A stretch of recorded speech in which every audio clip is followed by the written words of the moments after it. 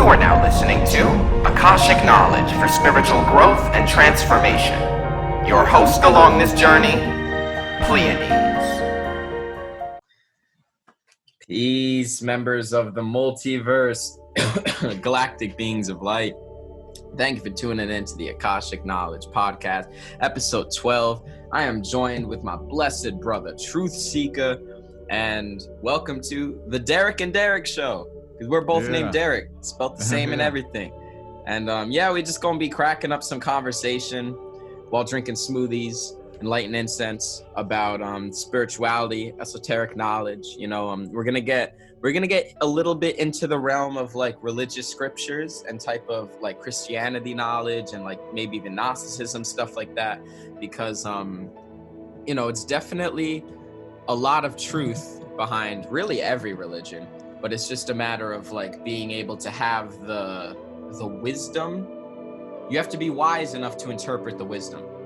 And yeah, my brother Derek here got a whole bunch of knowledge on that I want to pick his brain about. So yeah, brother, if you want to go ahead and introduce yourself. I know you do so much, create so much.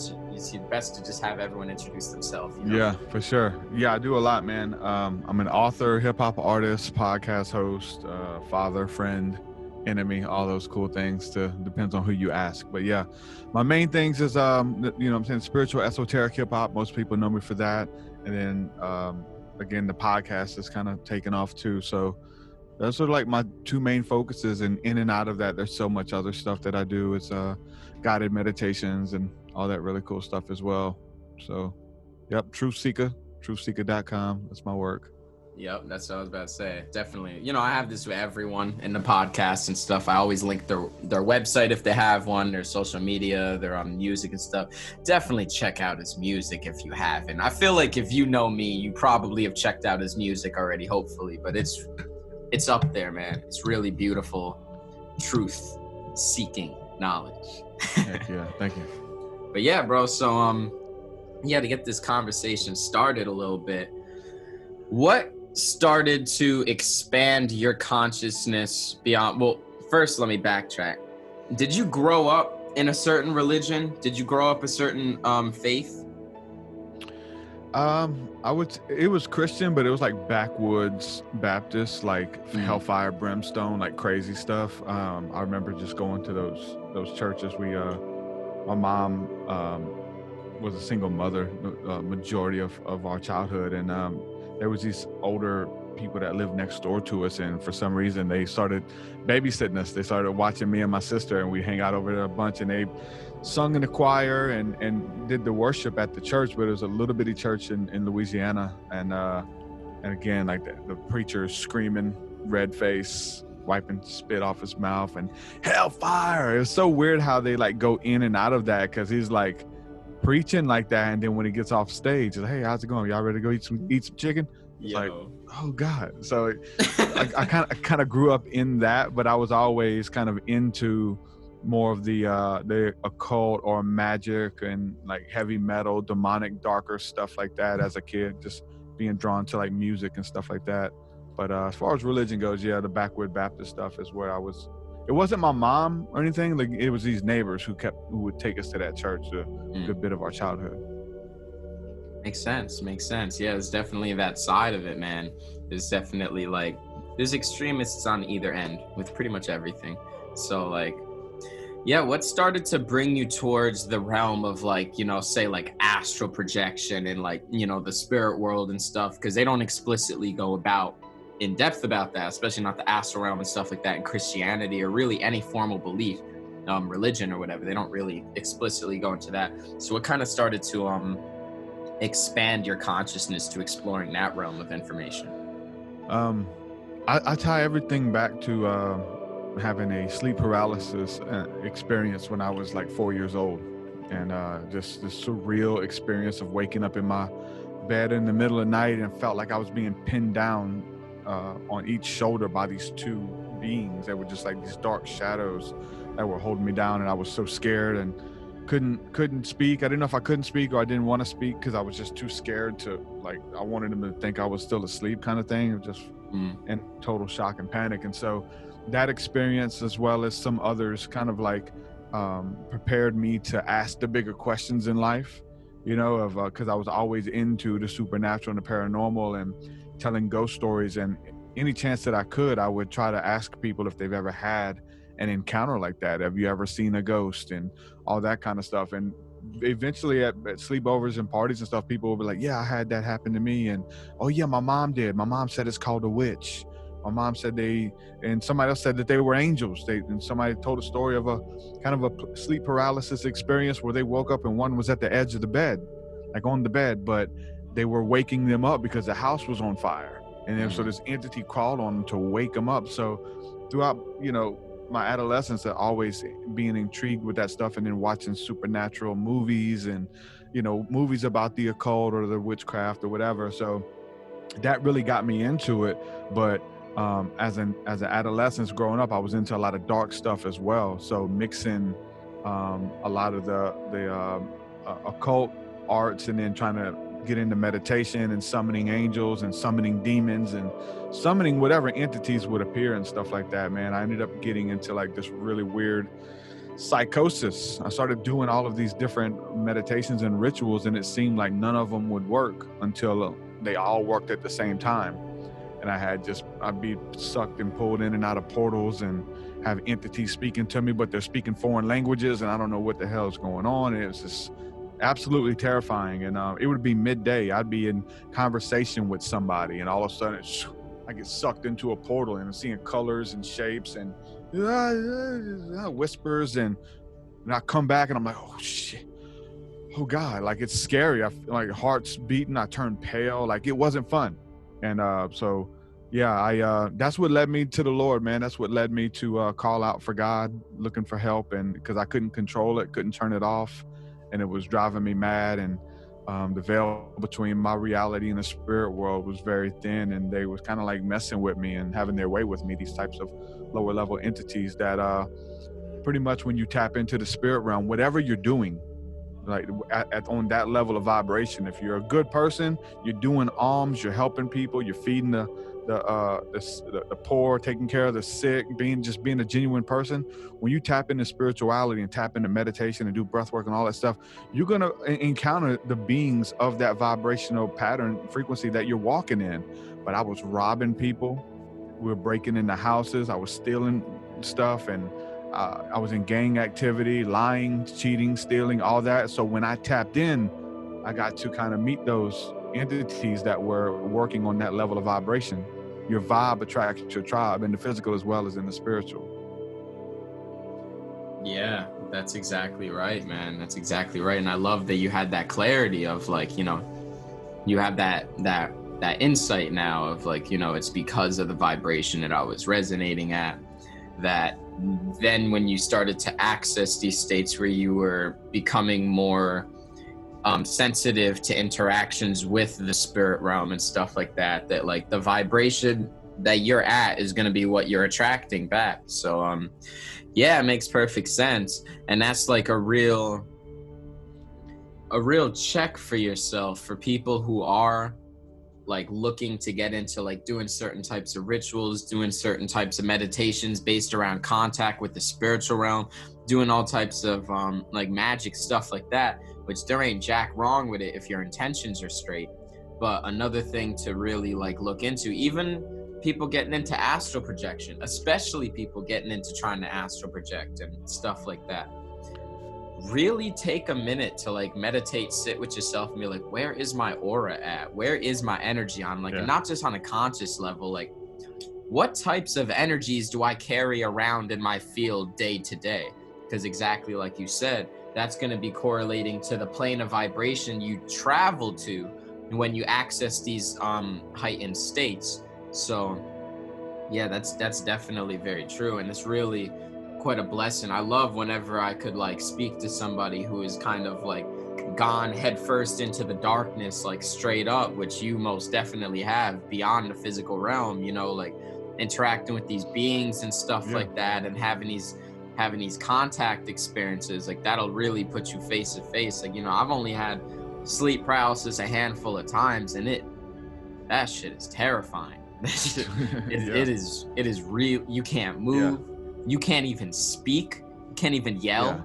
Like, I have a form of PTSD because of it now. Like, I kind of get weird because, like, even last night, just laying in bed with my wife, and if she moves her foot, and the covers kind of pull down by our feet, it feels like something is stepping on the bed walking when you can't see it. It feels like a cat is on you. And that's what a lot of times the sleep paralysis feels like. You can't move and there's like a damn cat type entity or something walking up your chest. And or like and crawling. it's scary. Like, even so I even, like, last night my wife moved her foot and it pulled the covers down tight. That made it felt like pressure on me, and I was like, oh shit. Like, you know what I'm saying? It's just weird experience. Like, when you know, and a lot of people, they seek help, man. It's scary. It's my sister-in-law, even just a couple days ago, hit my wife up and was like, hey, I'm having these crazy panic come on me, and feel like things are watching me in the middle of the night, and I wake up and can't move and feel like things are looking at me and stuff. So she gave her some sage and told her to pray over her home and stuff, and literally, like, having these restless nights of sleep and this weird fear, she prayed, set the intention with that sage and burned it, and she had a great sleep and has been fine ever since. So putting that intention out there, man. People, guarding yourself while you're asleep. There's a lot of stuff that happens when we sleep. It's throughout all the ancient books. A lot of the stuff that's in some of the Christian texts that was even taken out talk about, like, these entities is where you get the incubus and the succubus. They come on you in the middle of the night and try to, arouse you sexually and try to make you, alleviate yourself or whatever. And so they have sex with you while you're asleep. And so I know people who was into sex magic, and they were tormented by those types of entities, waking up with entities on them, messing with them sexually and stuff, and crazy stuff. But you definitely got to cover yourself, man, because to think that everything is love and light is definitely not the case. But it's not to be scared. Again, I don't want to stifle exploration, but there's a right way and a wrong way to do everything it's with the intentions and stuff. Just like you said, astral projection. What is your intentions? I know when I was first getting into it as a teenager, my intentions were to go probably, be a creep and go spy on, like, leave my body and go and watch a girl shower, or go see a girl that I have a crush on or something, like, go into their room or whatever. Like, that as a kid, like, that was my intention. Like, I would never think of doing something like that now, but when I was in that, that headspace, like, you want to, because we're searching for power, man. You know what I'm saying? So that's the thing. Like, are you seeking for power? Do you just want to know that it's there? Like, what is your intentions for getting in this stuff? And that's with anything. That's even with religion. What is your intentions with religion? What is your intentions with spirituality, with a relationship, with any person or sovereign entity? Like, why do you wish to contact it? Are you trying to use it and abuse it like a magical genie, like a jinn, to make it grant you 3 wishes and tell you secrets of the universe? Or you want a relationship? What is it? So that your intentions play a huge role in all this stuff too. Yeah, that's so well said, bro. So well said. Like, your intentions create your dimension, straight up. Like, we are deliberate creators, but you have to step into that deliberate state of creation via setting intentions to kind of allow it to happen. Because, like, for example, like, if you get into one of these practices where you are interacting with the spirit world and your intentions aren't very clearly defined, you're going to open yourself up to the spirit realm, and that's to open yourself up to positive and negative entities and energies. So it's like, whenever you do any type of ritual like that, any type of meditation focused on that, and the astral projection experience, being very clear, like, this is a space of love and light. I am only allowing beings, entities, energies of love and light frequency to enter in this sphere. Any entities of opposing polarity will be met with love and light, and they will be repelled by it, because beings that are of negativity don't want to come near. They're, like, not necessarily don't want to come near, but they're very hesitant to come near beings of light and love, because, in the Law of One teachings, they talk about how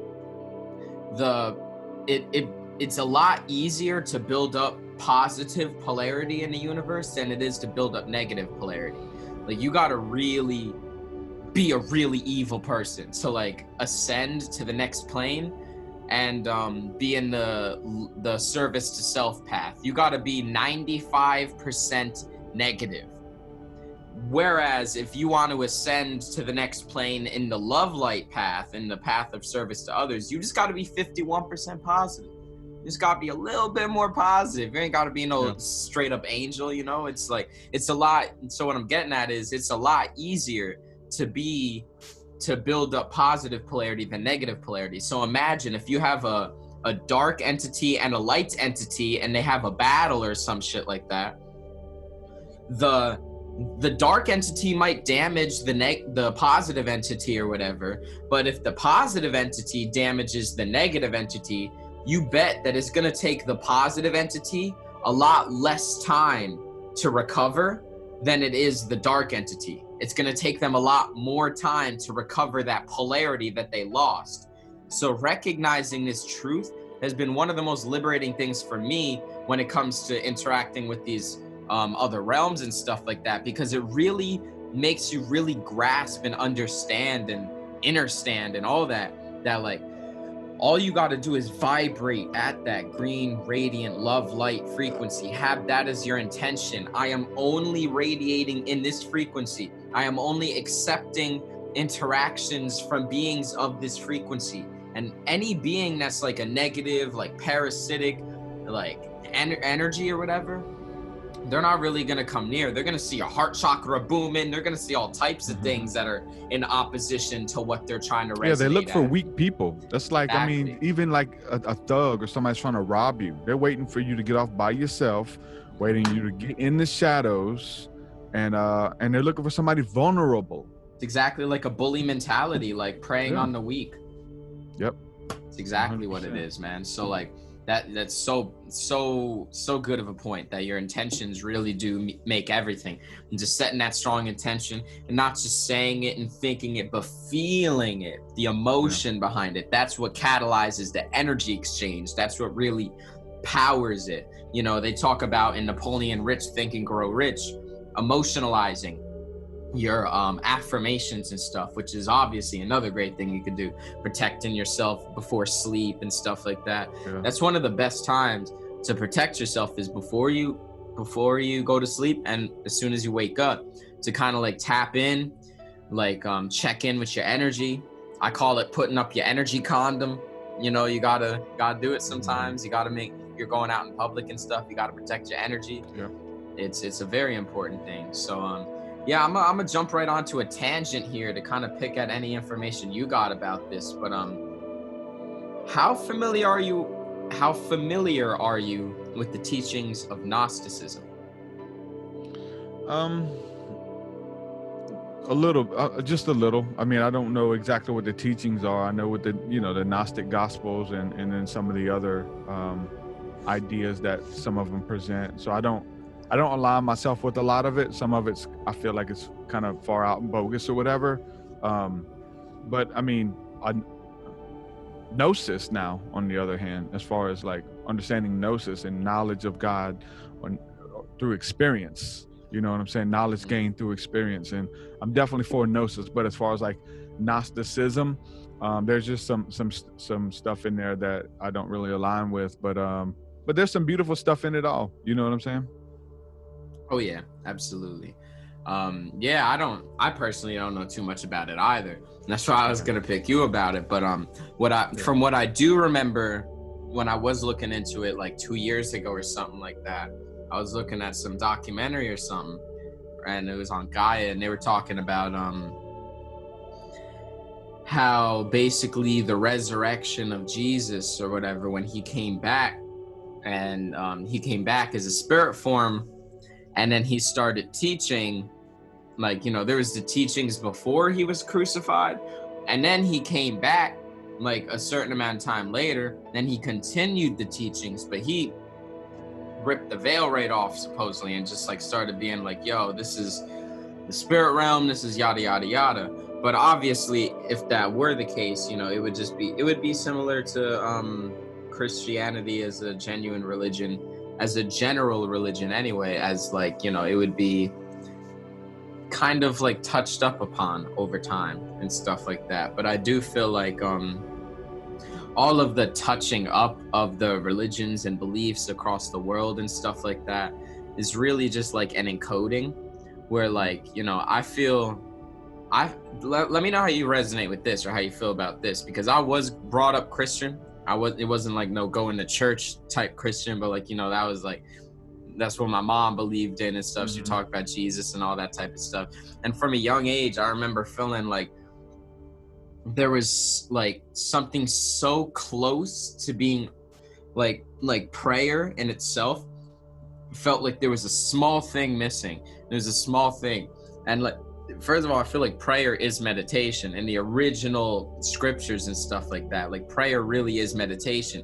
And what I feel now is when you're reaching out to like your you know, God or Jesus or whatever, and you're being like, take this pain away, give me strength, whatever, that's all good as long as you recognize that there are aspects of you.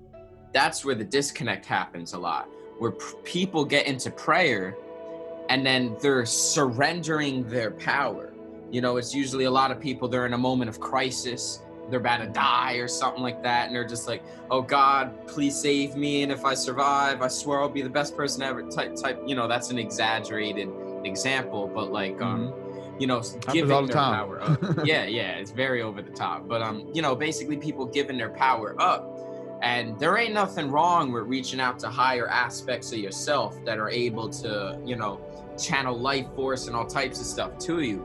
But I feel like it's very essential that people recognize it don't matter what faith you're in, no matter what belief or what you're praying to, it just matters as long as you realize that that's not outside of you. You know, like that is, you are a reflection of that, like everything is the same thing type of thing.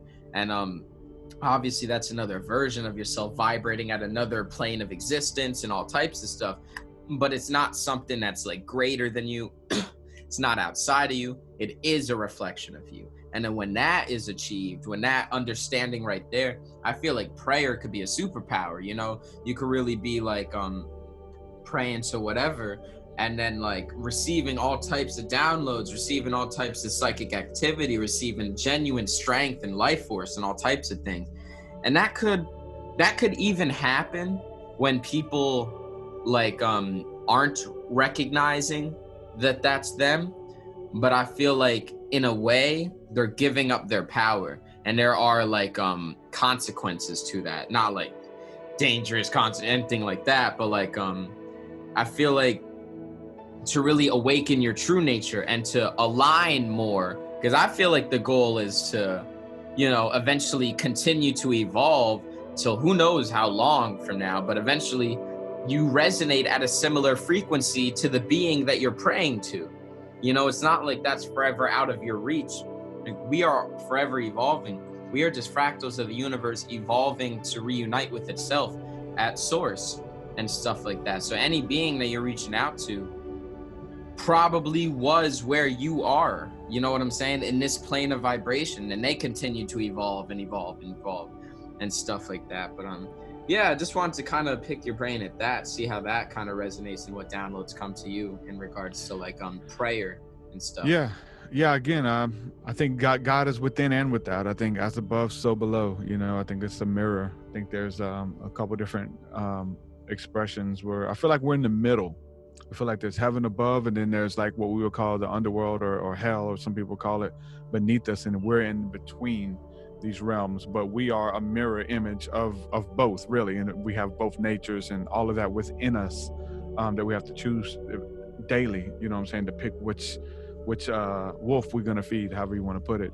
The Bible talks about walking in the spirit versus walking in the flesh, and the flesh is your egoic mind, your carnal nature, to doing whatever you feel like doing and saying F everyone else. I'm going to feed my earthly desires or whatever, versus choosing love and compassion and patience and all that kind of stuff. But when it comes down to prayer, man, prayer is deep. There's definitely levels to it. Prayer is it's communion, conversation with the divine. You know, we talk to God, we send up our prayers, what we need, what we want, what we'd like to see, and then we end it there. What the person in the spiritual community kind of has it figured out a little bit more better is the fact that they'll meditate. So prayer is communion with the divine, but also listening. It's like, you know, it's a relationship. It's a two-way street. And how many times have you received that phone call and somebody's just talking for 5 minutes and then, hey, I gotta go, man. Somebody else called, or I gotta go do something. It's like, I just picked up the phone, listen. All I said was hello, and you talked for 5 minutes and hung up. And so, with your relationship with God, with the divine, with spirit, it works the same way. You talk, you know, you voice. It's a relationship like with a friend. So, you talk, but then you listen. You know, listen to you're asking, so you need to listen, and so you listen throughout the day too. Not all the time is it instant. As soon as you meditate, you're going to get your answer or whatever you're looking for. So different realms to it, man. There's realms of that communication with the higher source, and then there's also a cool level of prayer that's kind of like tied into affirmations, or what we call prophesying. Like I kind of do it both. Like I'll pray in communion with my Father, but at the same time I'm loosing stuff and I'm speaking things into existence over my day. So that's a realm of prophetic. So I kind of do both. I go in and out of talking with the Father. I'll get a download, then I'll kind of declare it over my day, right? I'm in communion. He's giving me bliss and I'm feeling good. I'm having the right understanding about my situation, my trials, my tribulation, the stuff I'm going through, my haters, my best friends who are talking shit about me on the internet. Like I'm trying to like ground and make sure all this stuff's good. And so you got stuff coming to you, and then you can start declaring and start, like you said, preparing your day and all that kind of stuff. So for me, I like getting into it both. You know, it's just getting in that place of inspiration, which is through prayer and meditation, right? And contemplation, whether it's even listening to music. A lot of Christians and stuff, we listen to worship music that's just like exalting God and thanking God for just this existence, how his goodness and all that kind of stuff. Touching on like the internal and external, a lot of times people start differently on how they find and come in contact with that power. A lot of people they're definitely on the exoteric and looking outside of themselves, and they find God there, you know, but eventually the deeper you go and the longer you stay there, you'll find that inward connection as well, because the scriptures say that the kingdom of heaven is within and around you. So to be able to go within to commune with the universe, to go within to contact beings, you know, to pray and meditate, but there's also an outward manifestation of these things too, on earth as it is in heaven. And the entities that you contact, you know, through meditation will show up in your night sky. You know what I'm saying? And so it's as within, so without, as above, so below. And so there's different levels and dimensions to it all, but and all of them are important.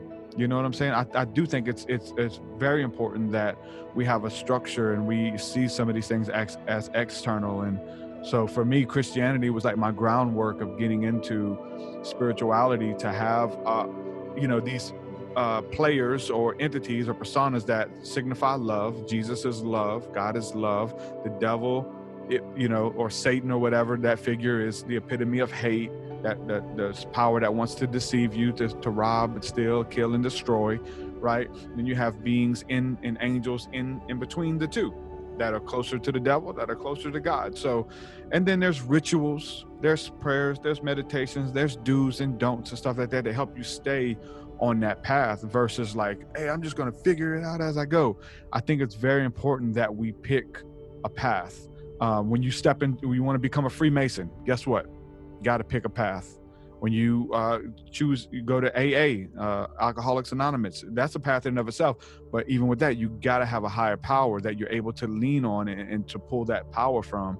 And but you find out that you are connected. It is within to commune and without. So when it comes to religion and these very exoteric things, it makes it easy for us. You know what I'm saying? To identify and personify some of these beings or symbols that have a deeper universal truth and resonance.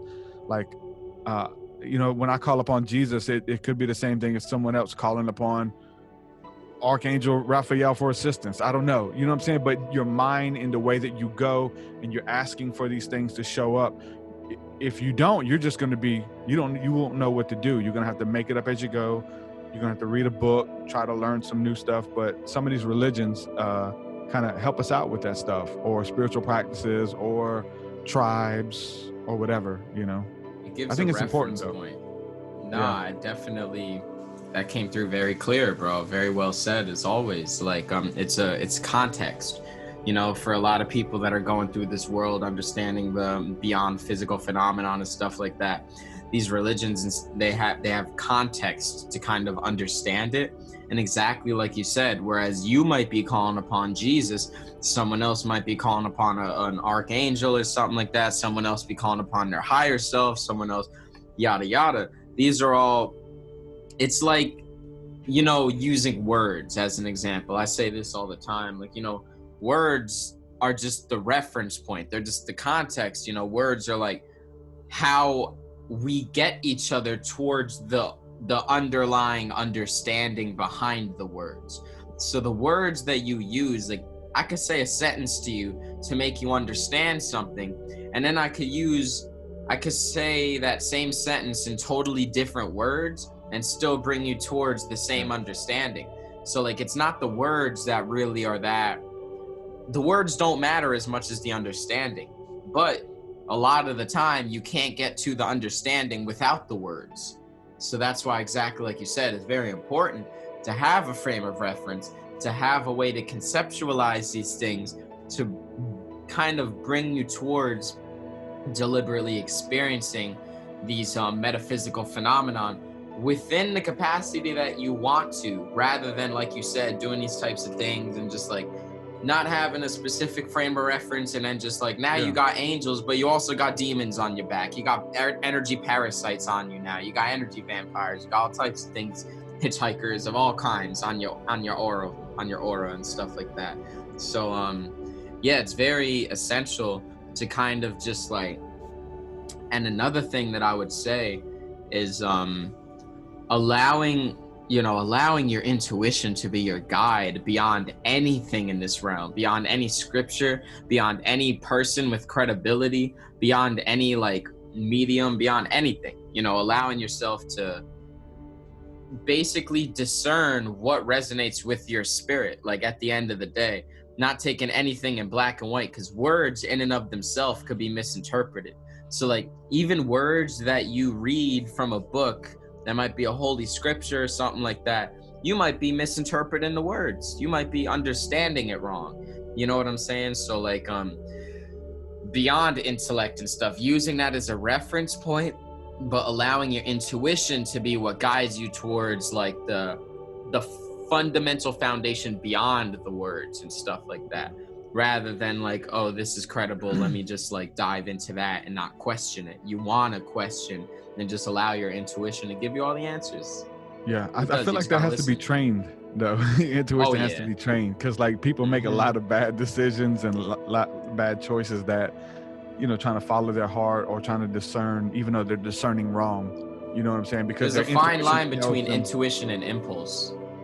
Yeah, and a lot of people go off of their judgment and they're calling it intuition, but they're like triggered or like they got other stuff going on, so it's not really them following their gut. That God voice, the gut, the Scandinavian word for your gut is your it's God. So following your God feeling, your gut feeling, and it takes training. You get better, and then you learn from experience. You learn after like following it and it works, and then you learn about following it at other times or saying no to it and it not working. So I think you get better and better with that, with following your intuition, techniques and things that we talk about that help strengthen that and help you to get more confident in following it, so that you get the results that you're looking for. And God speaks, the divine speaks through your intuition. It's your inner knowing. So we're all born with that and built with it, but we got to figure out how to use it. We kind of come into this place kind of forgetting who we are, and we got to relearn and rediscover it. And so once you find that out, it can definitely help you. But what a lot of people are calling their intuition is just they're acting off of fear, and like they're called spirituality, but they're just superstitious even. Absolutely. It definitely is something people got to remember.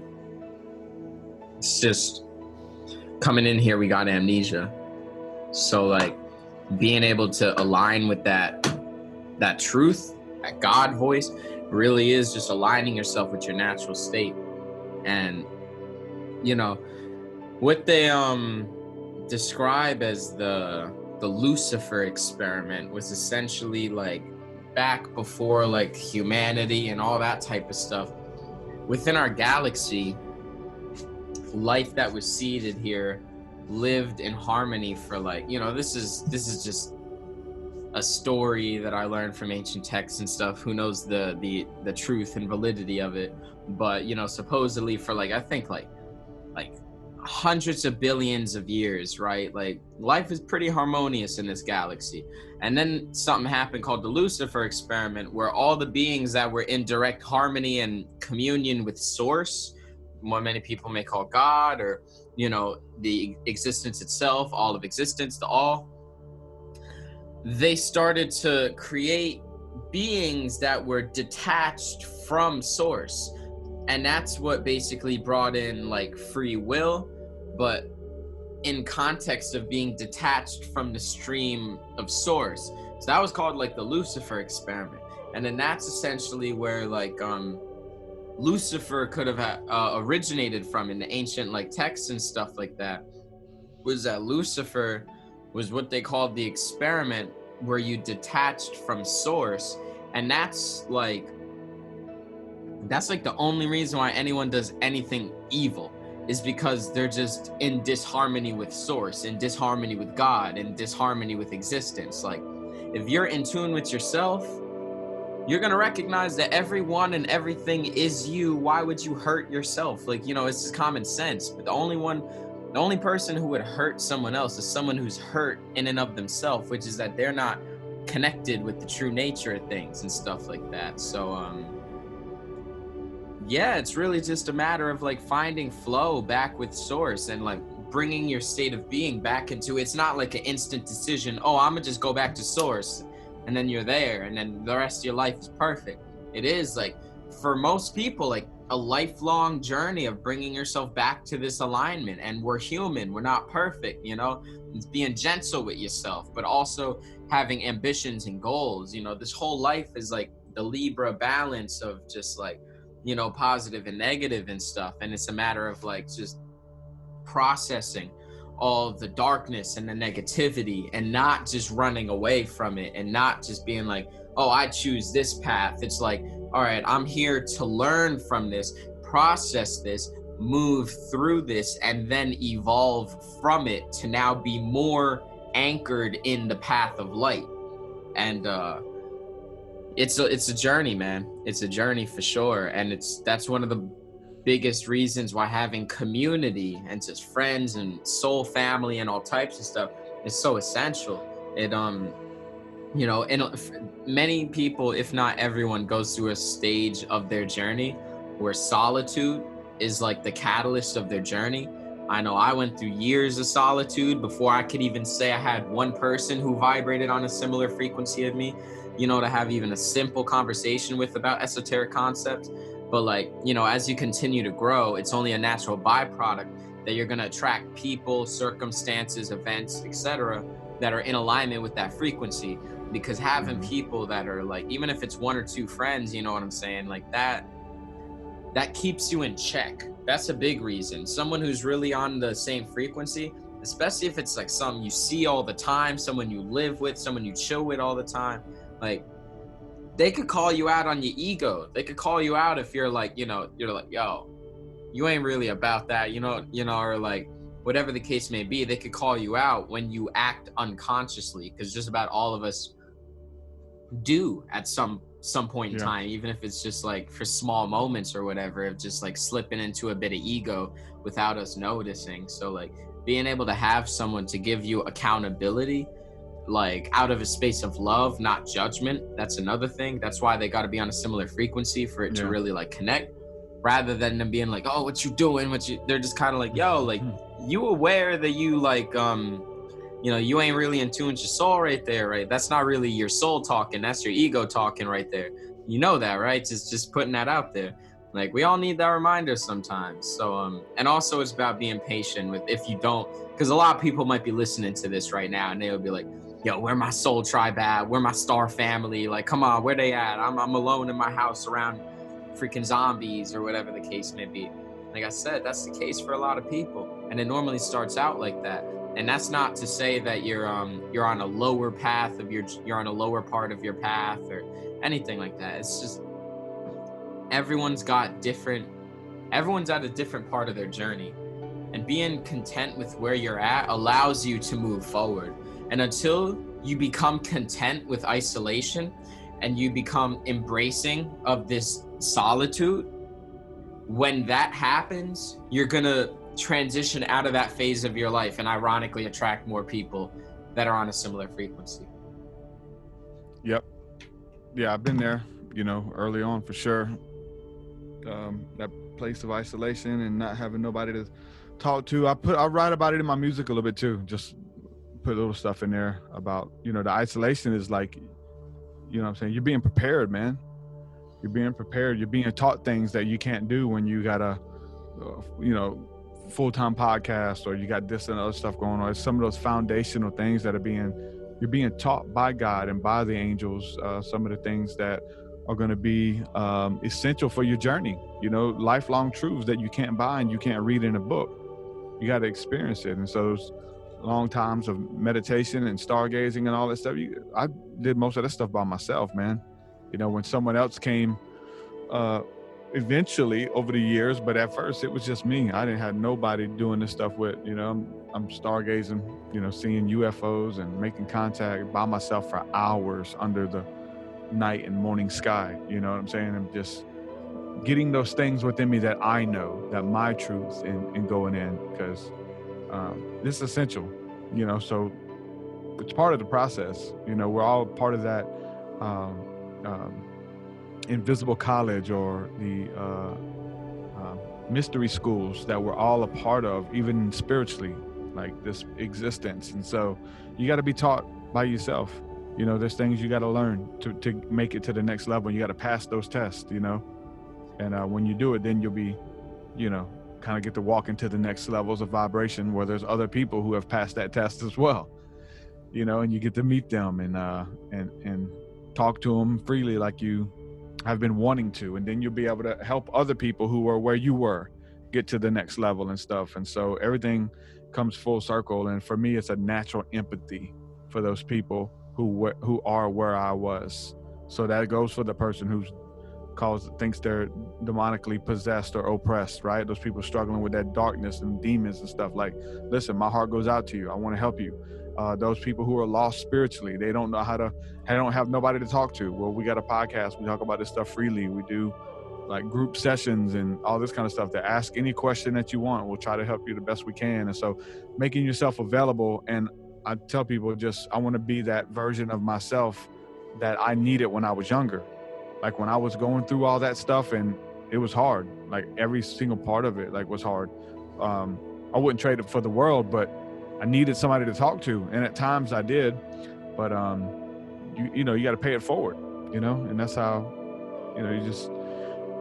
you got to fill a need. You know what I'm saying? You got to answer a need. And if you do that, then you'll always have a job. You'll always be, valuable because there's a need and you're meeting it. And it's a need because it's a need that you needed when you were that age. So you're just, at this point, I feel like I'm just articulating a bunch of new stuff that I already know. I'm just trying to make it easy for people to digest and make it gentle and easier for them to make those transitions and stuff. So true, bro. So true. Not everybody makes it out of those things, dude. Suicide rates are at like an all-time high right now, and COVID's going on, and people have mental breakdowns and stuff, dude. People need help, man. So we definitely have to make sure we're not so spiritually minded that we don't we miss all the the people who are struggling. And it's maintaining real humility. Life issues. Yeah, maintaining humility and being humble and stuff like that. That's one of the biggest things, to be able to connect with people no matter what. I can't relate enough to what you said about, like, you know, I want to be what I needed when I was younger, bro. That's literally my bio and my website, man. You know, I seek to be the light that I was, like, you know, I strive to be the light that I was seeking in my darkness, or something like that, I think I put. And that's straight up facts, man. There's so many people that are just waking up because of all of the world events, you know, like it's normally trauma and chaos and crisis that sparks the alarm clock of spiritual awakening for many people's lives. Like just about almost everyone who's gone through a spiritual awakening, it was usually catalyzed from some type of traumatic event in some way, shape, or form. So because of the world that we're in right now and the current state of the world, awakenings are happening left and right. And exactly like you said, there will never be, like, when you're doing spirit's work, essentially, when you're allowing spirit to just work through you, and you're providing that service for people and bringing people towards their true nature through whatever it is that you're doing.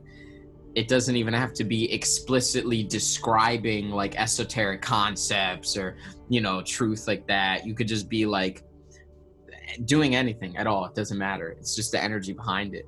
And you will never run out of work. You will never be non-valuable. You will always be able to perpetuate like the service of benefiting people and bringing all reflections of self back to themselves. And that's another thing that I like that you touched on, was basically that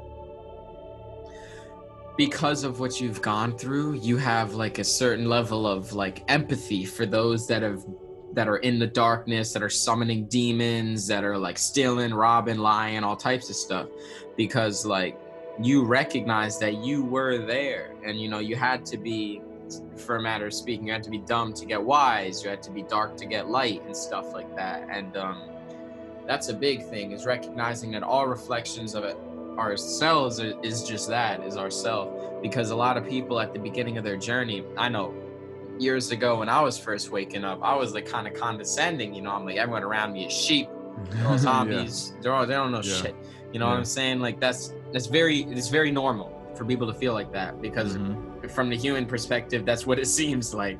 But when you really like mature along your path and scope out in perspective, you realize that it's all reflections of yourself learning the same lesson through different experiences. We're all learning different aspects of existence, and you know, existence experiencing itself through all these different perspectives for the purpose of getting a wider spectrum of understanding. That truth right there is one of the most foundational things to build like, you know, an understanding of the world around you. And when you realize that somebody who is hurting people, somebody who is causing pain within themselves or others or whatever, they are a reflection of you that literally just needs love. Because love is the frequency that reunites everyone back with their source, back with like true God in the truest sense. Yep. I mean, for me, that's what Jesus is, man. The highest vibrational form of love that became a person. You know what I'm saying? So when we call upon the name of Jesus or whatever, how religious, whatever, that's what we're saying. Just calling on love. love. You can say it however you want to say it. You don't even have to say that name. That's not even his name. But if you say, I call upon the highest vibrational force of love in the universe to show up and minister grace to you. Like, that's what we're saying, but we just do it, you know. I understand that that's my grid, that's my framework to work within. And it's the intention that's connected to it of who or what those things mean to you, right? What is prayer, what does meditation, what does breath work, what does healing, what does faith, all of these things mean. And to a lot of people, they don't mean anything. But when you find out what it means to you, and then it has the power and the intention, and you can transfer it and you can teach people and let them encounter that love too, you know? Exactly. It's just radiating that. Thought I had a sneeze coming. It's probably gonna kick me in the ass later. But yeah, it's embodying it, yo. That's the truest way to help people in the biggest sense is to embody it. You know, if you want to practice whatever religion, you want to just become the like the embodiment of like, you know, all the different religions and stuff. Like one of the best examples I know of is like Hinduism, because they got so many gods, you know, they got so many different deities and stuff like that, and all of those different deities are so decorated and over the top, and it's because they represent like archetypes of the human psyche and like certain elements of like higher consciousness. Like, you know, they got like, I think it's like Ganesh that like clears the clearer of obstacles. You know, they got, you know, all types of different beings that represent certain things. So if you want to call upon, exactly like you're saying, like calling upon Jesus, for example, is really just being like, I call upon the highest vibrational frequency of love, like in and of itself. Yeah. That's like the understanding behind it, and the words are just different, but the words don't really matter. Catholicism has those things with the saints. They pray to the saints and they pray to the archangels. Like there's an archangel for protection. There's an archangel for safe travel. You can get you a statue. You can get you a picture. They have little cards. They keep them in their wallet. Truckers they even have it on the side of the truck, you know, Archangel Michael for safe travels. And same thing with Hinduism. I think it's the same way through the scripture as well. Like even in the Bible, like the Old Testament, you know, you read about the patriarchs and the different giants and things that they overcame and they had to battle. And so those people are representations of you. When you have to battle idolatry, when you have to battle or come into a scenario where you can lie and make more money if you lie, or, you know, whatever. I mean, all of those situations, scenarios are embodied within the scriptures, and it's an allegory that tells our story, which is the beautiful thing. So once you understand that, then you can apply the principles of those stories to your life versus just venerating those people as physical characters that existed and want your veneration to begin with, right? I mean, it's about you, and it's about you responding how they responded to receive a similar outcome, whether that's through faith or overcoming your giants or those things of doubt and fear and insecurity that laugh in your face and tell you that you can't do it. That could be anything for many different people. And you know, those stories are throughout the scriptures, and if you apply them to your life, they're written and crafted in a special way for a reason. They carry a lot of weight and a lot of power. They're still touching people today, even on the exoteric outer literal sense where they try to take it literal. They're still benefiting from it. It's so powerful. They don't even know it's talking about them, but they still resonate with those stories and with those characters, you know, and they don't even know the deeper meaning of it. It's absolutely true. It's because it's for everybody to get. Like those deep mysteries have to be shared for the lay people. Like everybody's not going to get into mysticism. Everybody's not going to drink ayahuasca. Everybody's not going to astral travel. They're not going to study. They'll watch a movie.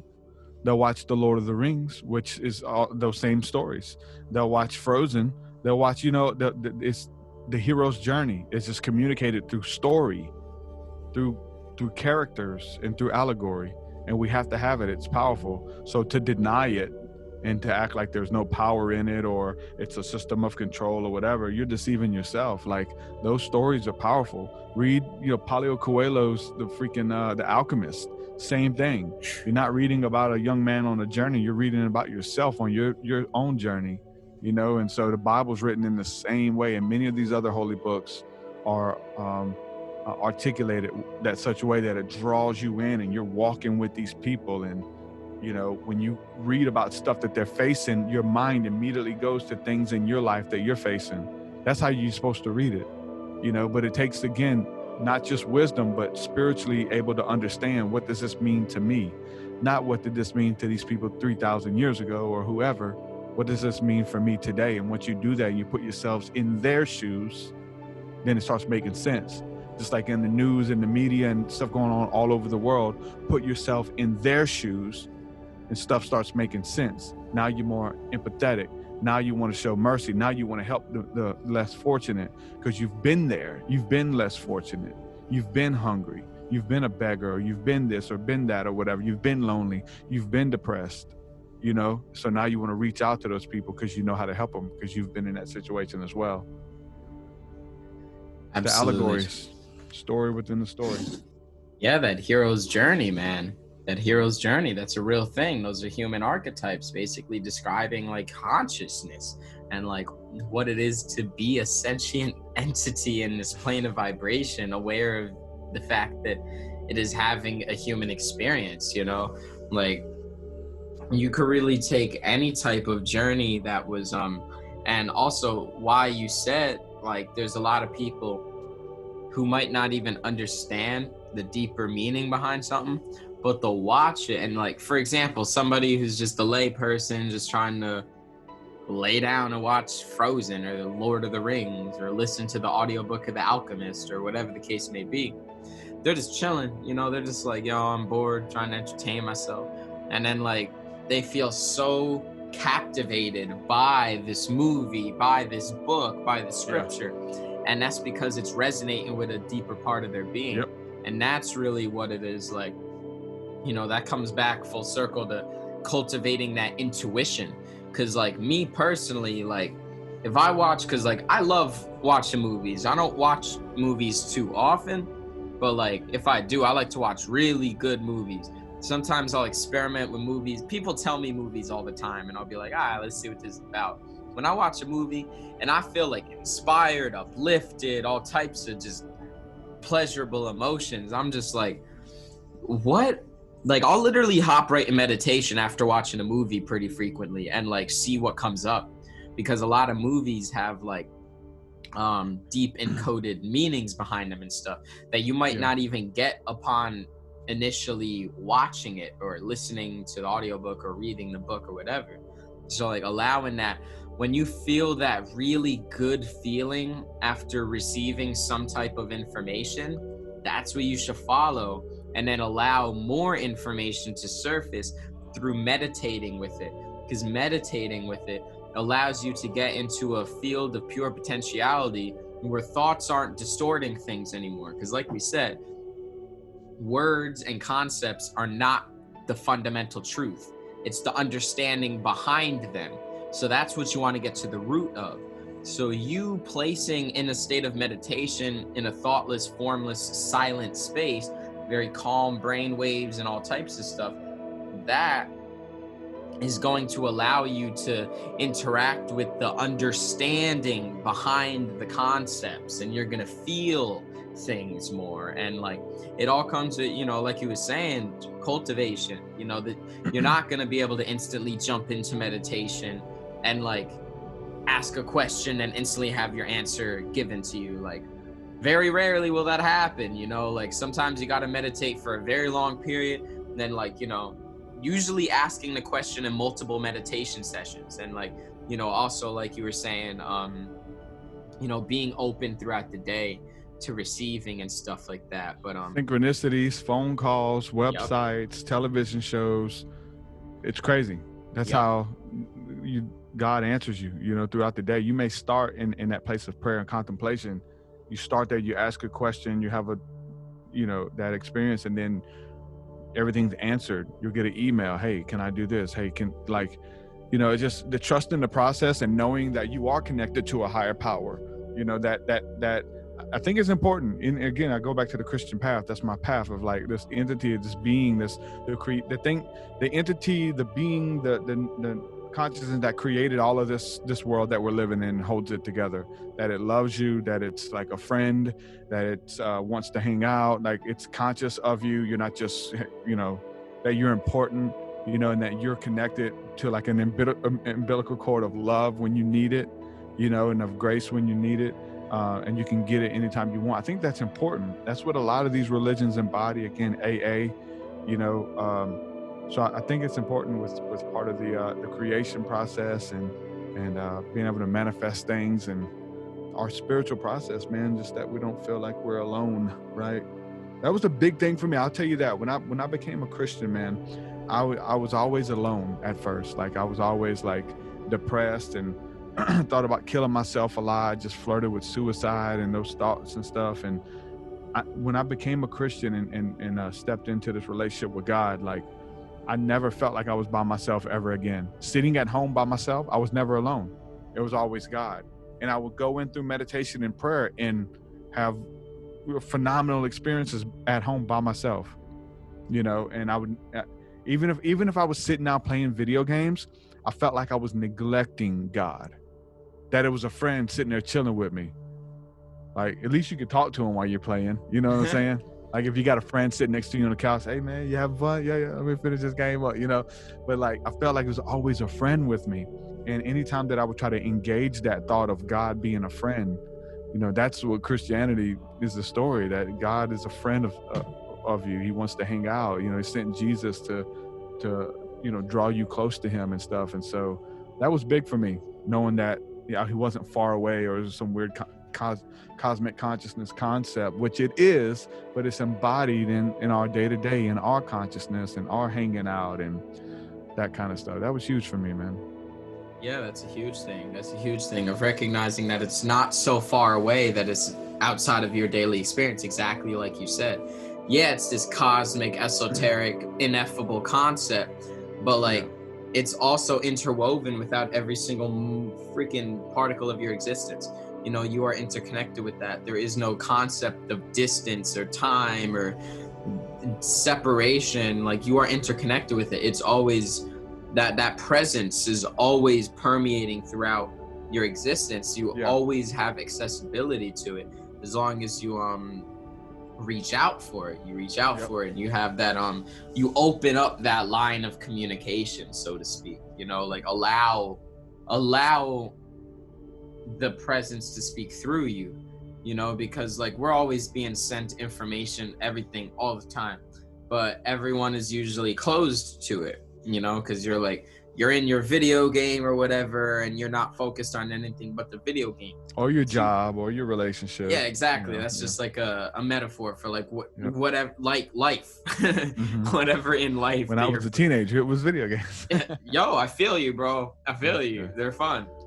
Like, but then once you take that moment to like pause what the game, pause life, pause whatever you're doing, in terms of like pausing your awareness, and just take that split moment to just be like, like, how are you doing, God? Like, like, how's life? Like, what I'm saying? Like, opening up that communication. It can literally be anything.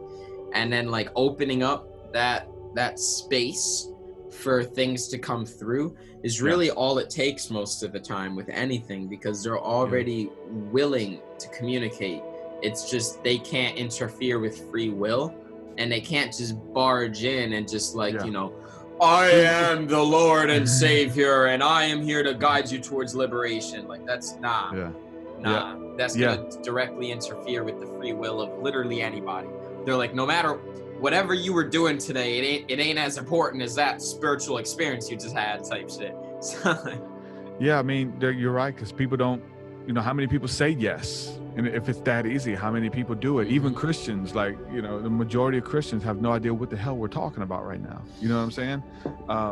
Or maybe even spiritual gurus or new agers or whatever. They don't know what the hell we're talking about either, because it's not that real to them. It's a theory, it's a thought, it's an idea. It's not as real. It's not as close as your next breath kind of thing.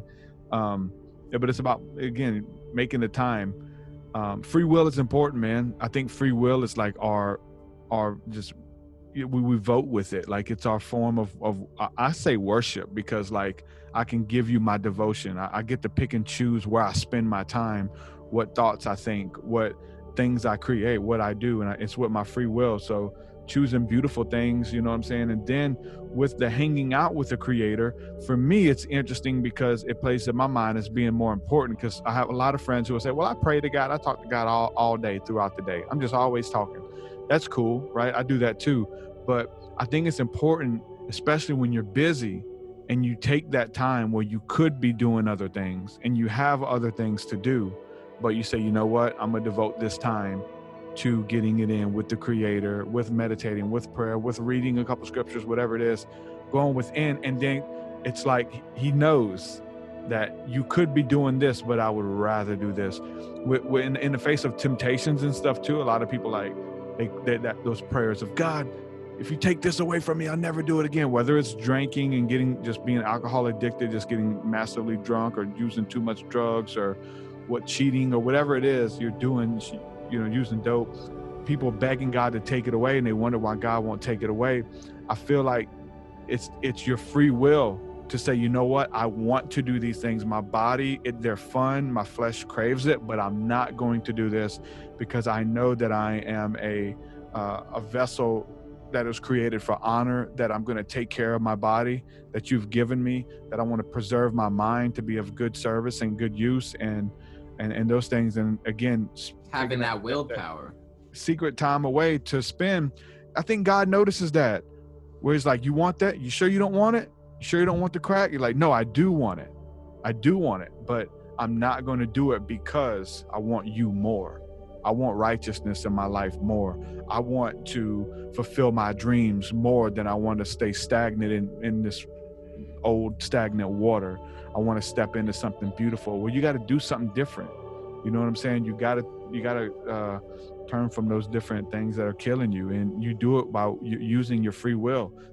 God is not going to part the sky and magically do it. He'll give you the resources, the ideas, the ingenuity, and the willpower to do it. It's there.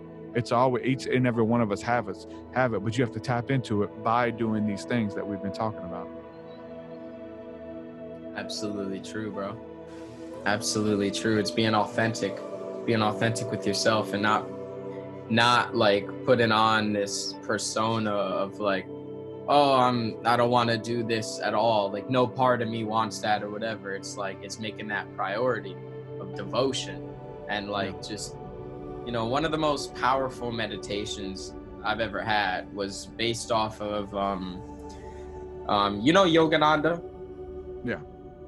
He would talk about, I think it was his book, autobiography, or I listened to a talk or something, and he was like, basically just like, go in meditation, close your eyes, look towards your third eye, have that spine straight, slowly breathe. And he was like, just ask God to show himself. Say, show thyself, like literally repeating that over and over and over. And this was actually my birthday that just passed. I spent like, in total on that day, I spent like 4 hours in meditation, because I was like, I don't really want to do anything but meditate for my birthday. The only reason I did is because some homies ended up coming through later, and that's the only reason I got out of the meditation, because like, you know, we chilled outside, climbed tree and all types of stuff like that. But you know, I was in meditation for like an hour and a half, then I stretched my legs in like another hour and stuff like that. And the whole time I was really just focusing on show thyself, like show me divinity, like show yourself, reveal yourself. And that was one of the most blissful, euphoric, like astral travel experiences I've ever had, just from dead sober, sitting in my room, breathing. Yeah. Like, yeah, you know, no, I've had, out of this world experiences that I didn't have to do nothing. I just showed up and asked. I just asked for it, literally. It's the intention. And there's a bunch of stuff in the Bible about asking. You have not because you ask not. You like, all you have to do is ask. If you ask anything in my name, I'll do it for you. We'll show up and hang out with me today. Okay, sure. I've been waiting for somebody to ask me that. You know what I'm saying?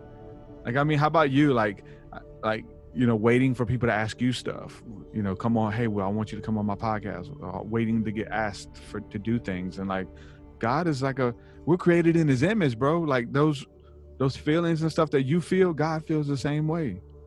You know what I'm saying? Like, that's deep, bro. And so it's to know that he doesn't understand you, or God doesn't understand me. So we can even understand him. Okay, he got an attitude sometimes. So I do too. You know what I'm saying? And man, but not as far as like, you know, some of the negative attributes. You know what I'm saying? I think an attitude and thinking that like it can come in handy if you use it the right way. You know what I'm saying? All of these different attributes that we have as humans, like we get them from somewhere, and it becomes more real, man. And again, I've got encounters that have blown my mind, and I didn't have to take anything, like you said. I just kind of show up and ask for it, and it's there, and I love it. So our bodies are, you know what I'm saying, anatomy. We're fearfully and wonderfully made to know that essences and vibrations and breathing and all of those things that are within us, that we don't even need anything outside of us to be fulfilled. You know what I'm saying? That it's about finding peace within and doing that. And that's with you and God, you know what I'm saying? I and I, That's where that Rasta term comes from. I and I be free. I and I live free. Me and God, me and the Most High. I and I, it's really just both are I, both are one, both are the same, two sides, same coin. Yeah. Just recognizing those aspects and dancing amongst the duality rather than like, you know, beating yourself up because you ain't God, you ain't perfect, you ain't whatever. To realize like you literally took this form to incarnate, to experience this human flawed when there's really no flaws. That's just a concept. Nothing is ever a mistake. Everything is all divine order. Like he came here to be this what humans call flawed being, to experience flaws and mistakes for the purpose of learning. Experience life, experience chocolate, man, sex, like, you know what I'm saying? Just everything, human, bro. Everything. All the little stuff. You know what I'm saying? What chocolate tastes like, what it is to drink water, what it is to breathe the air, what it is to have a friend, what it is to be, you know, to have somebody turn their back on you, what is it to like to lose a loved one, what it is to bring a child into this existence. Like, it's so beautiful, man. Like, and experiencing the contrast. Yeah, experiencing the contrasts to be able to appreciate, like, let's say having someone turn their back on you, to appreciate someone who doesn't, having somebody really hate on you and really somebody just treat you like shit, to really appreciate someone who loves you and gives you unconditional love and support and just cares about you and stuff. Yep. Like, if you ain't never had it, then you don't know how to appreciate it. You take it for granted. Yep. Exactly. Just like people who are born rich, who don't have any value for money. You know what I'm saying? They could be just as miserable or more miserable than someone who's poor.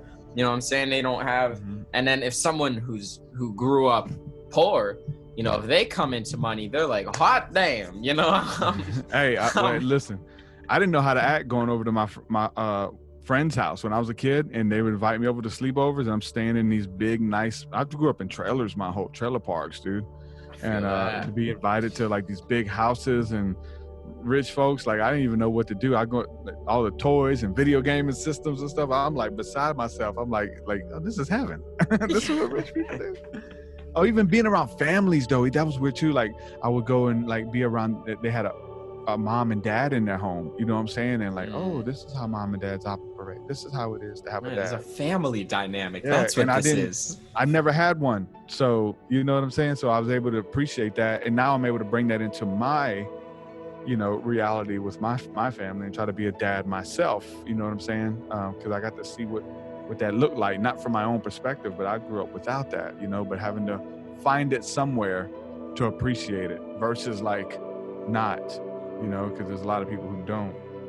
And also on top of that, you being able to like recognize what it is that you know, what I'm pretty sure everyone could hit some type of truth with everyone's relationship with their parents in some way, shape, or form. Is like in a lot of ways it's learning from them what you don't want to be like, you know. So like, for example, you growing up without a father, you knowing like I have some context of what not to do, so that gives me more information on what to do. Like Edison would say, he's like, if I fail like 1,000 times or something like that, I just found out 1,000 ways to not succeed. You know what I'm saying? That's giving you more information on the opposite polarity. Yep. Yeah, 100%. I mean, little things like even leaving of my wife and kid, going to be with another woman or going to do something else. It's like, no, I'm not doing it because I know what it is to be abandoned by your father, and I would never want to put that on anybody. So even, you know, I want to stay together and make it work and be in a loving relationship and work through my problems versus leaving at the first sign of calamity or, you know, falling out of love or whatever the case is. It's like you stick together and make it work for a commitment, you know, because you know what happens when it don't, you know. But not everybody's like that.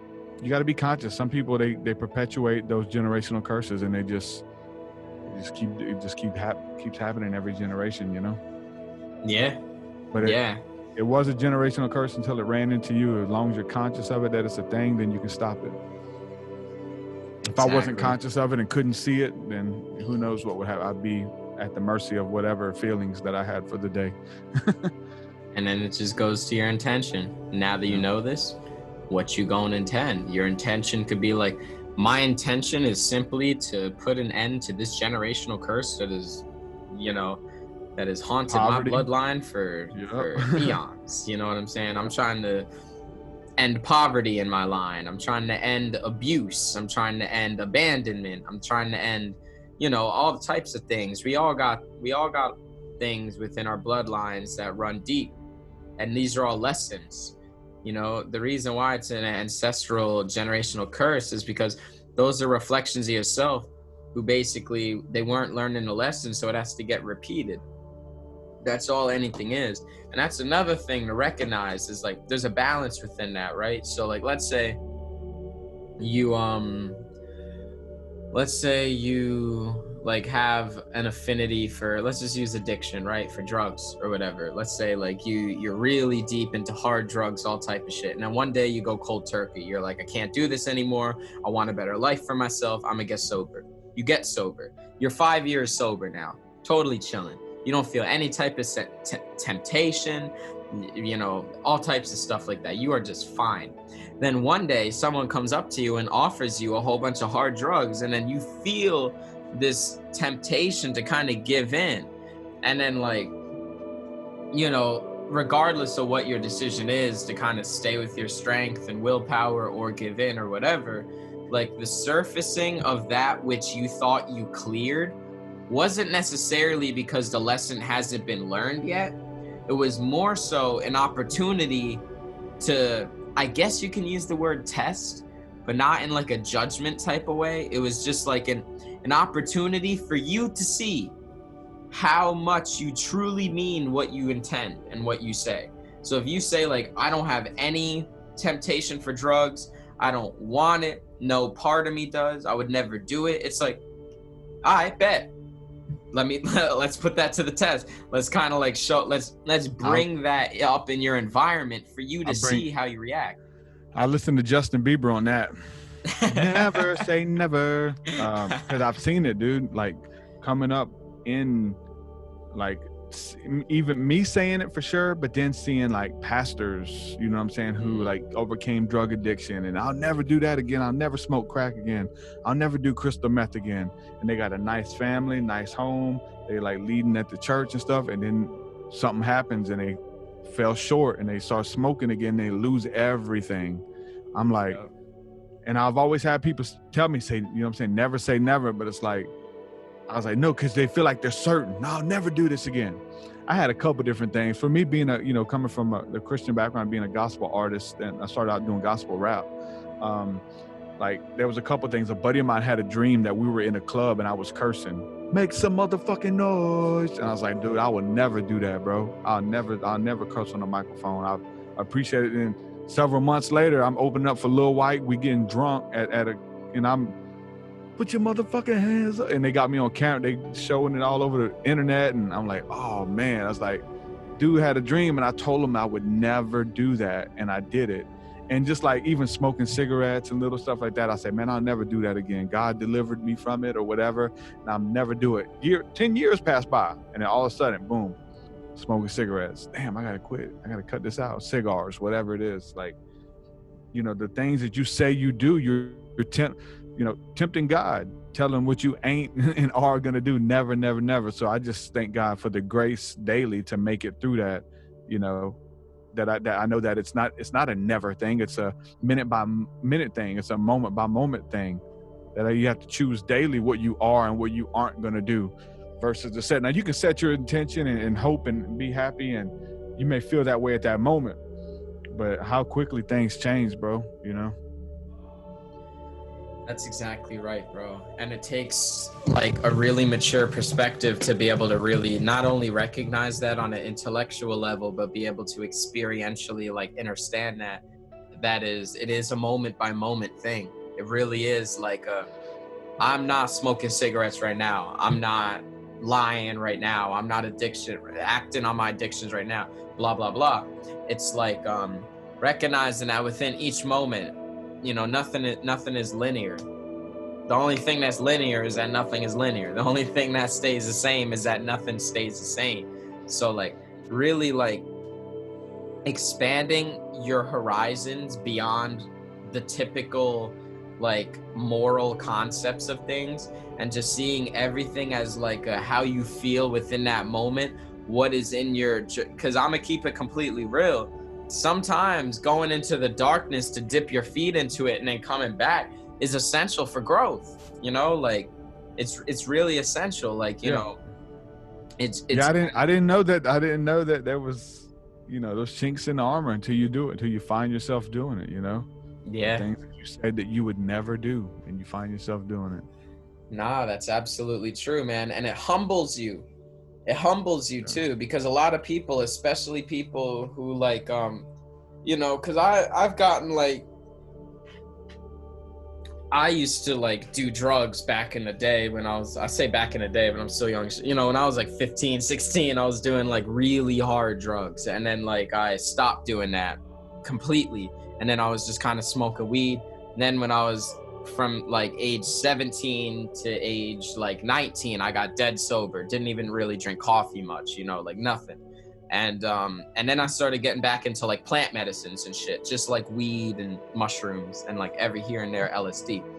And when I first got into that, I was like, yo, like I told myself, I was like 2 and some change years sober. I'm like, yo, I'm really about to do this right now.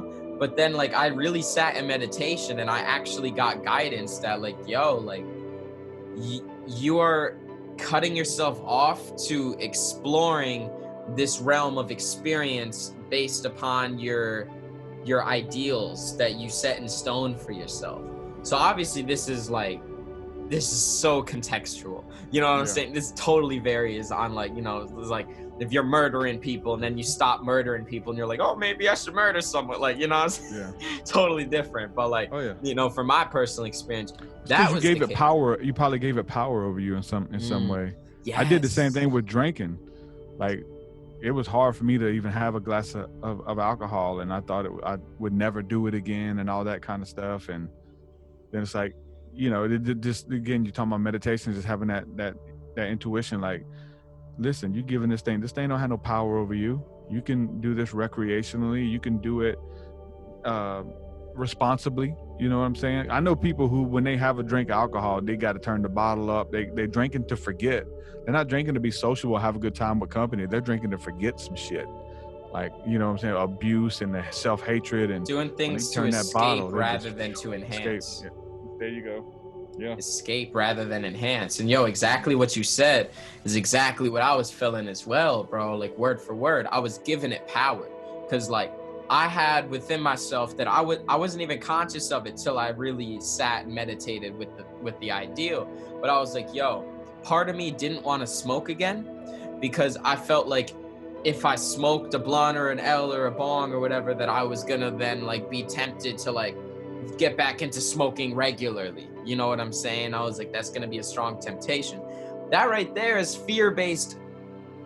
It's fear-based. You know, your actions are based off fear of like, oh, I don't want to go back into this pattern, whatever, rather than like, you know, I do have the power and the willpower, the strength to do it whenever I want, to put it down whenever I want. And like, even to this day right now, like I indulge in plant medicines, like recreationally, you know what I'm saying? It's definitely not every day, nowhere near it. It's like special occasions type shit. I don't even buy it for myself. Like it'll pop up in certain situations. Sometimes I say yes, sometimes I say no. Someone hands me a blunt, I don't always say yes, you know what I'm saying? But like, sometimes I will, you know, it depends on really how I'm feeling in that place. And like, and it comes down to knowing yourself, bro.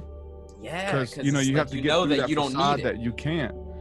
I got friends, man, they need it, they can't, and they're not the same. I don't like being around them when they're high. You like, they're just they talk about weird shit, you know, and they, you know, if I'm not high or whatever, it's like they're weirding people out, talking about random off the wall stuff, and like, or being around a bunch of sober people. It's like, man, it's a crutch, and it's they can't have fun without it. Like they always have to have it every day. And there's those people, and then I got the friends who can't drink, because when they start drinking, they've done it many times that they know themselves. They start looking for pills.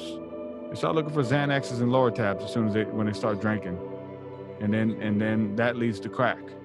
It's drinking, Xanax, crack. That's their meth, and they're going to 3 or 4 day binge just because they had one drink.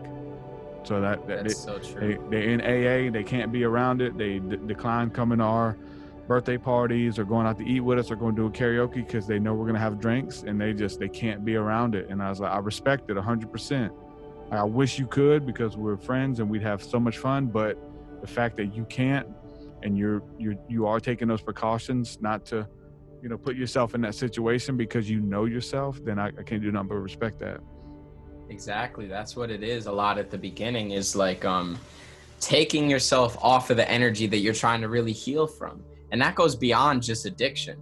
Like that goes beyond really healing anything that you're working through, like relationship with a friend or an intimate loved one, or like a life circumstance, a trauma, or whatever. Any type of energy that you're trying to like heal from, you got to distance yourself. It might not even be physically.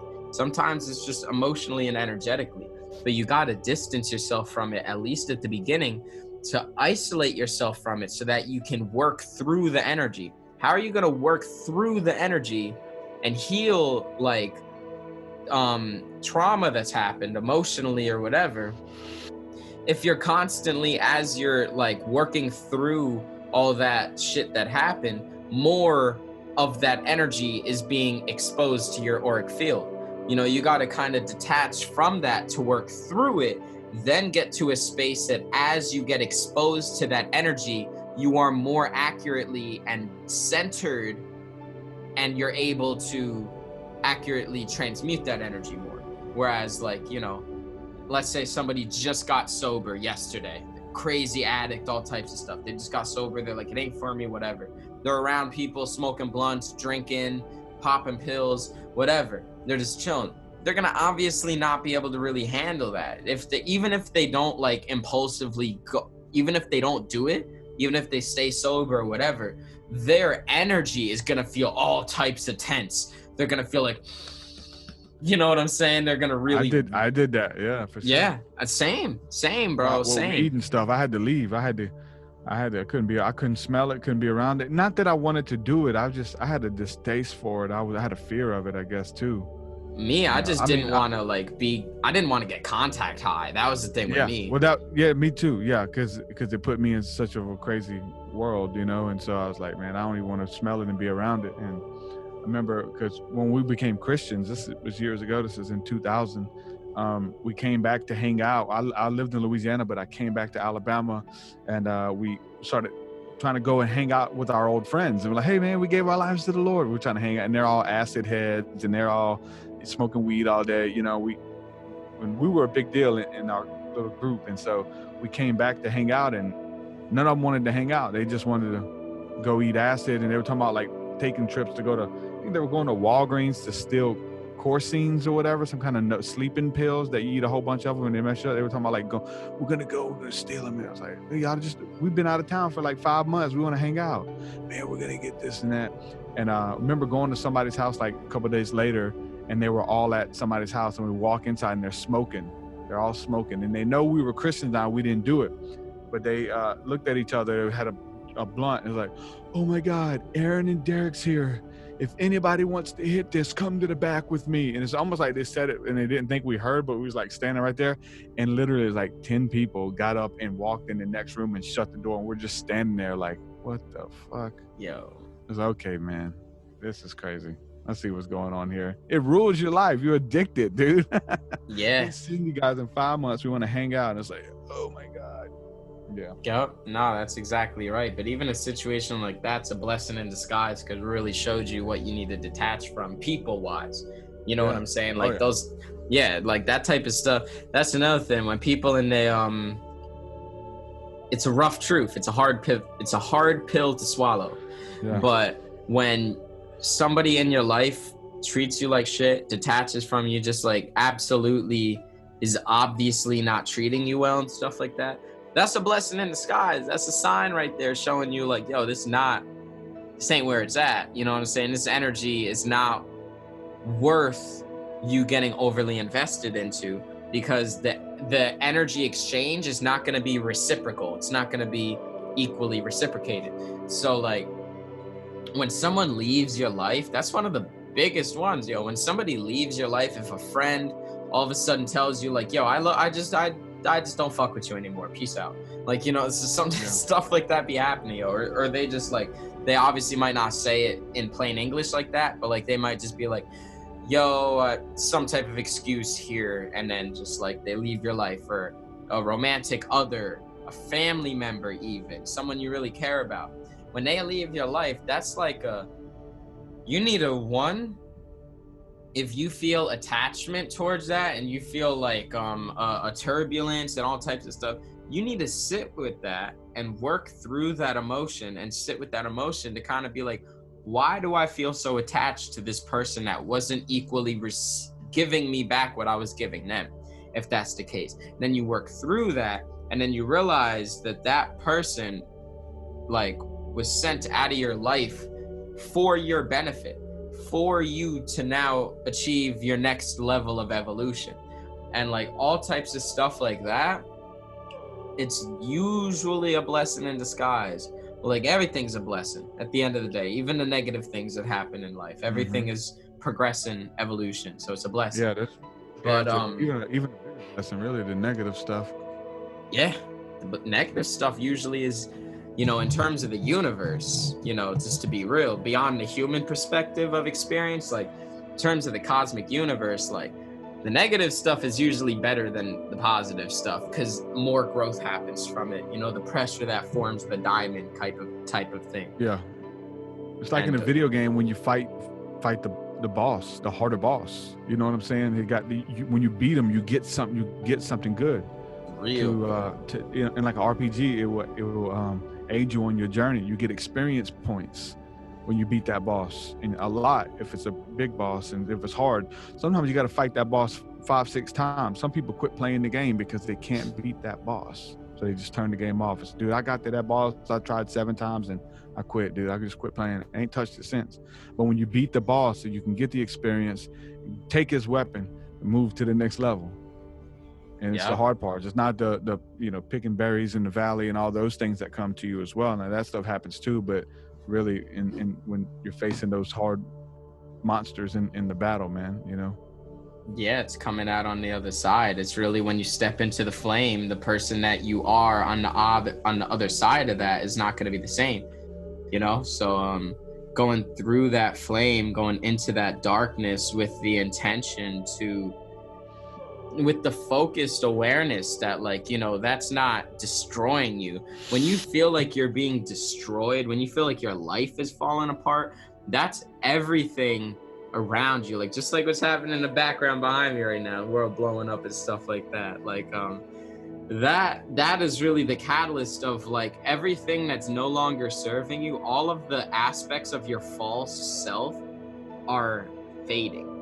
That like so many things are so like backwards in terms of how they feel and what's actually occurring, because we're human.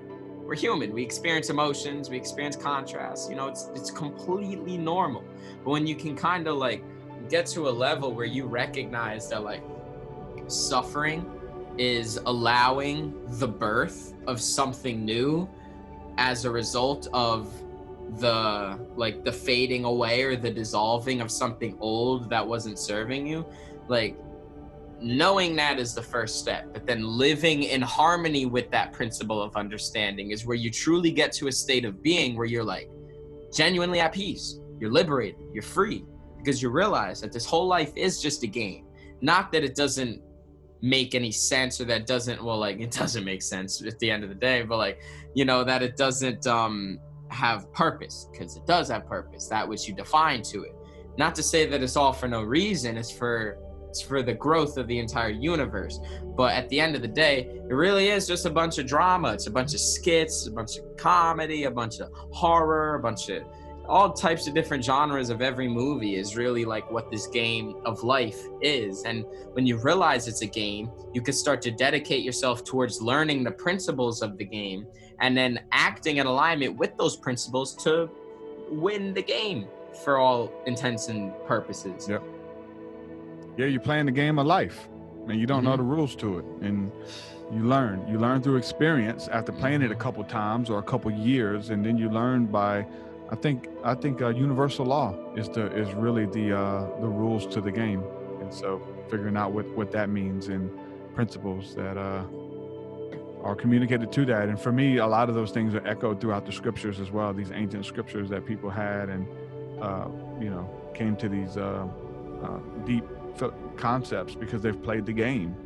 You know what I'm saying? They give us a handbook, even a guide. Like, it might not even be the main handbook for, but it's a guide that they made. Hey man, like with any game, that there's guides that come with it. There's other producers and other companies that put out guides on how to, like, walkthroughs and stuff, and ways to show you secrets in it, show you things to find out. And definitely we're playing the game of life, and most of us don't know the rules. Yep. Absolute truth, bro. Absolute truth. You got to understand it in order for you to live in harmony with its principles. And like some of the principles you were talking about also, live in harmony with the Hermetic principles. If you've ever heard of those, I'm sure you've heard of them. Like, anyone who's listening, if you aren't familiar with the Hermetic principles, just look up the book, The Kabbalion.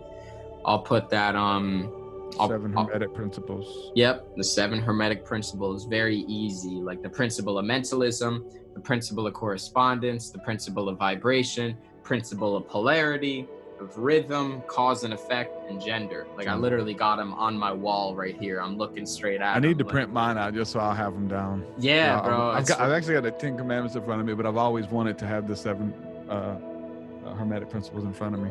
Yeah, I've got like this $7 print of it off Amazon like 2 years ago, and it's just like, it's a great reminder, bro. Just walk by it and just be like, yo, like, just about everything that I understand can be categorized into one of these 7 principles.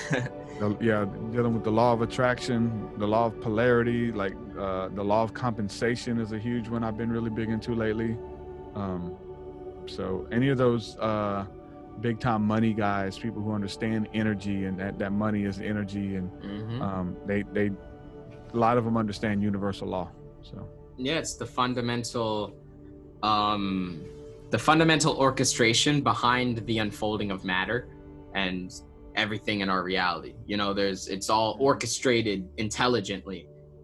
Anyone who knows enough about like the design of even matter, biology, genetics, like, quantum physics, relativity, astrology, and then going into the spirit realm and all that stuff, it's intelligently designed. The intelligence which designs it is up for the interpretation of the masses, but really what the Kabbalion says is that it's the all that's the first principle, is that everything is mental. The principle of mentalism, which is everything is mind.